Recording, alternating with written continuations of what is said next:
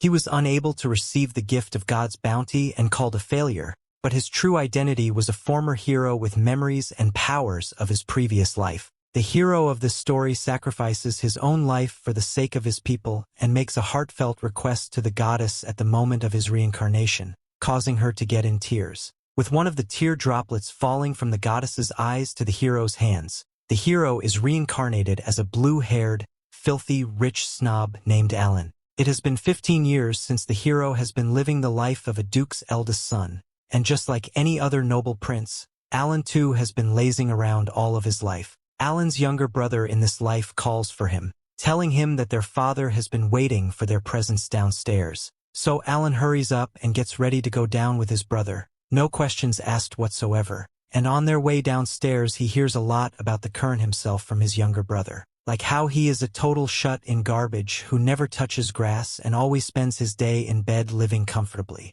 Alan's brother Brett keeps on ranting about how much he hates his incompetent older brother, and expresses his desire to have been the only child born to his rich parents. Well, someone is giving off the early villain vibes with their hopes of getting all of the family property. Anyway, Brett begins to laugh like a maniac all of a sudden, indicating that something ominous is about to happen. Unsurprisingly enough, Alan's father Craig, who is the Duke of the House of Westfelt, summons Alan and calls him a total loser for not being able to level up in his 15 years of life, bringing shame to their almost royal family. Craig also mentions how low and ordinary Alan's statuses are, and not only that, but just like a screaming crybaby from some unpopular overrated anime, Alan appears to have no gift at all. Apparently every teenager in this world receives a blessing from the gods, and because Alan didn't receive any, he has brought unprecedented shame to his father. Because of his incompetence, Craig hesitates to call him just a disappointment to the family and hence decides to throw him out of the house,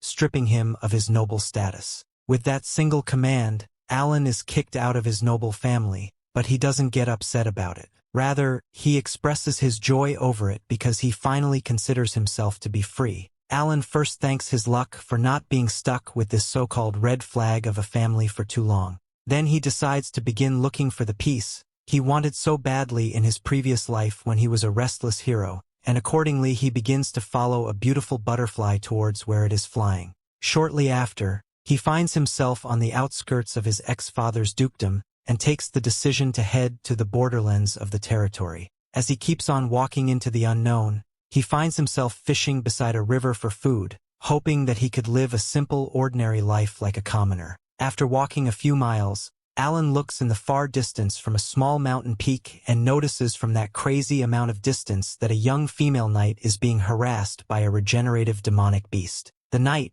named Beatrice, finds herself in a dire situation, as no matter how many times she slices through the demonic beasts, they just regenerate back into one piece. Beatrice reveals that she was on her way with Princess Reese to escort her when these mysterious beasts suddenly attacked their carriage. Since it is a knight's duty to protect the weak from evil, Beatrice decides to sacrifice herself in order to save Princess Reese and requests that she run away for her life while she can. Reese doesn't want to be the heartless who will just leave some behind to die, but Beatrice reminds her how important her life is compared to that of a mere knight, a woman knight that is. Meanwhile, Alan observes the battle from a far distance, and upon taking a closer look using his magical powers that he shouldn't have since he is level 1 according to his father, he figures out that the person who is being attacked by these demonic beasts is the first princess of this kingdom, Reese. Alan, who knows Reese, already states that just like him in this life, she too has been neglected by the people around her, as all of them consider her to be a failure. To make it worse, they even dared to compare her with Alan.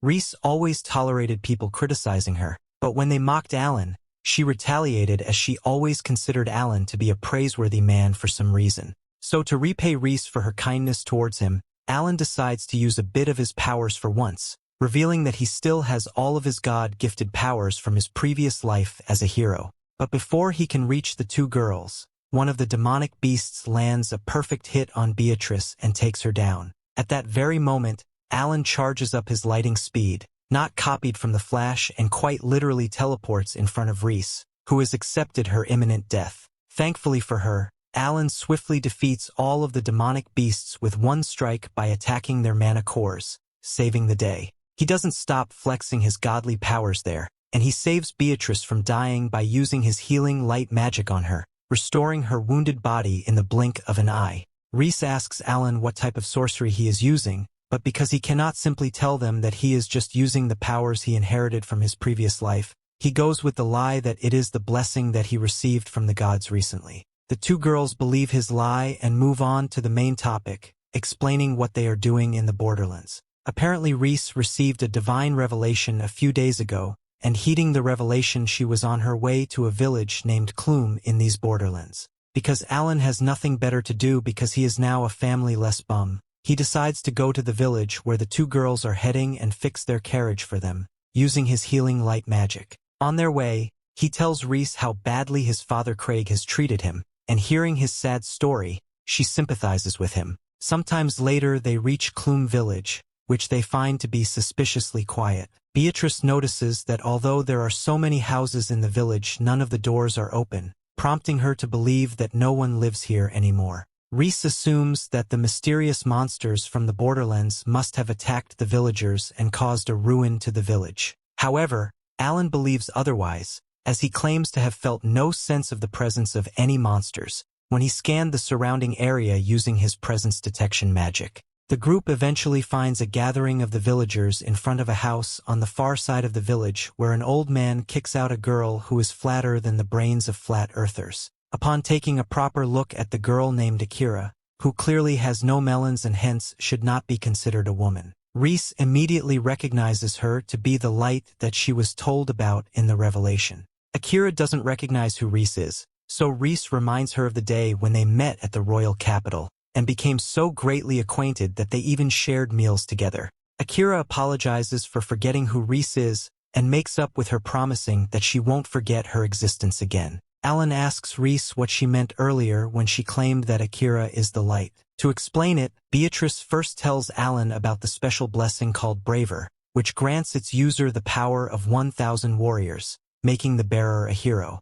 And because Akira is the only one with such a gift, that makes her the hero of this generation's. Reese, who got a revelation that advised her to become a guide for the light and clearly away from the darkness, interpreted the message such that she needed to be beside the hero of the world, explaining what she was doing in the Borderlands. The group gathers at a nearby bar to eat lunch, where the hero Akira tells them about her current mission here, which is to slay a dragon. According to her story, when Akira was passing from the road nearby to this village, she came across a scared little girl who begged for her help, telling her that the villagers were forcefully taking her to the dragon as a sacrifice. So to investigate the matter further, Akira came here to talk to the old village chief. When she got kicked out of his house and ran into Alan's group, Alan instantly realizes that the villagers must be trying to offer the little girl as a sacrifice to the dragon in order to receive its protection. He also realizes that the villagers are resorting to something very inhumane just to protect themselves from monsters. Yet he stops Akira from slaying the dragon because that would only cause the villagers to get into more trouble.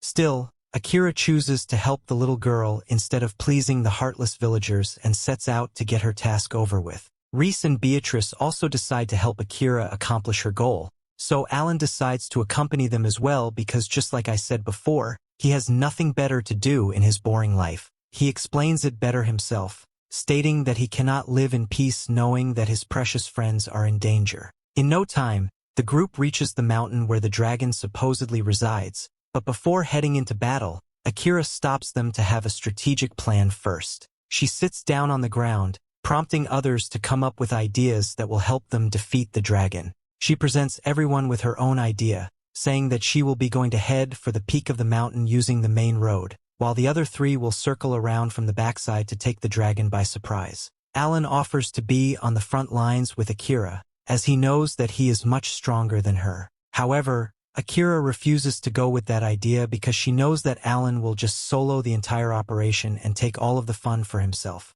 Alan doesn't understand how she got such a good read on him when they were not acquainted for even a day. So Akira explains that she can sense an aura coming from him that is not an ordinary person's. With Alan's silence, Akira confirms that Alan is hiding his powers. Therefore, she becomes excited and asks him to have a sparring match with her once they get done with taking down the dragon. According to Akira's original plan, they initiate their operation. Akira enthusiastically takes her leave first with a huge smile, giving off the vibe that she will be able to defeat the dragon on her own. On the other hand, Alan, Reese and Beatrice make their own route towards the peak of the mountain by climbing heavy boulders and making sure that the dragon doesn't become aware of their presence. While Akira confronts the red giant dragon, Alan figures out that the villagers must have been forced by his father Craig, the Duke of Westfelt, to sacrifice their children. Alan assumes that the Duke is borrowing the powers of this mighty dragon by giving it human sacrifices, and that is why the royal knights of the kingdom haven't subdued such a dangerous beast yet.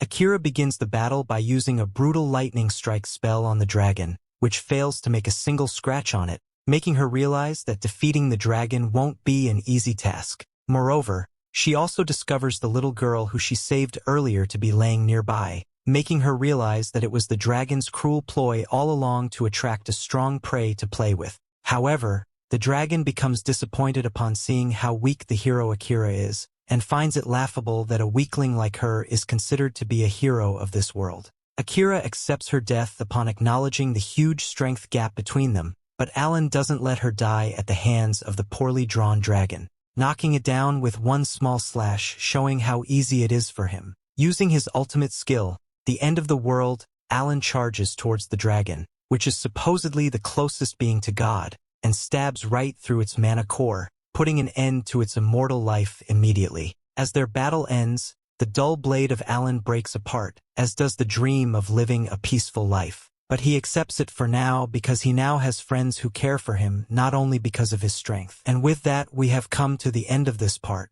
Stay tuned for next part. Don't forget to subscribe to the channel and activate the notification bell to receive all the latest updates.